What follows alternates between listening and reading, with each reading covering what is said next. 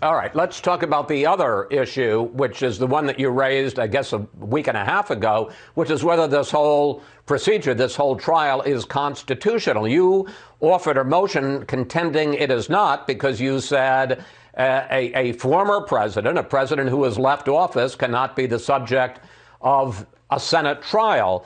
The other side argues that under that standard, a president could abuse his power, quit at the last minute, and could not be held accountable by the Senate for, obviously, if it's a legal crime, he could be, but for a political crime, the Senate would be unable to touch him under your standard.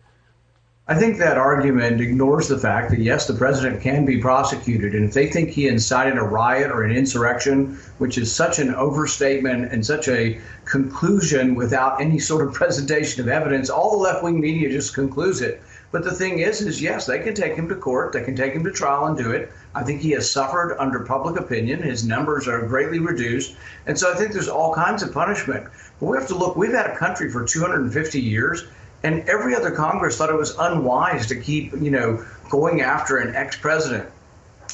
Constitutional scholars like Professor Wallace have said that the Constitution says you impeach and disqualify. If the person isn't there to impeach, you can't do either one of them. And so there are constitutional experts that say Senator Paul, also before my colleagues. Senator Paul, that's not quite true. If I may, in 1876.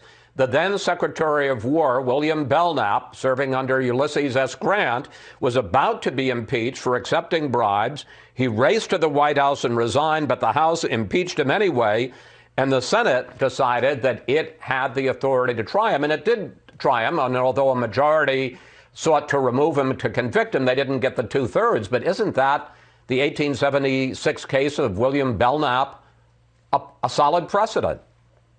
No, because we've never impeached a president because we always thought it would destroy and tear up the country and divide us further. The thing is when you look at impeaching the president, the Constitution has some very specific requirements. It says when the president is impeached, the Chief Justice shall preside.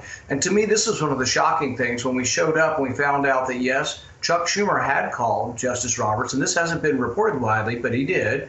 And Justice Roberts said, heck no, I'm not coming across the street because you're not impeaching the president. This was a strong signal to all of us that this was going to be a partisan hearing with a Democrat in the chair who's already voted for impeachment. You think we're going to get any fair rulings out of a Democrat that's already expressed favor for impeaching him previously and is going to vote this time to impeach him?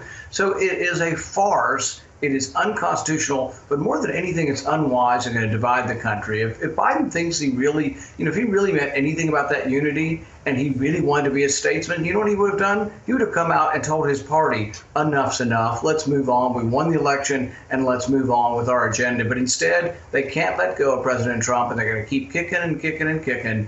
But to the rest of the country and to most of the Republicans, it looks like bitter rancor that they can't get the election. They can't get over the election. Please make sure to subscribe to my channel. You can do so by clicking the link right above this video. That way, you'll get immediate updates for all my new videos.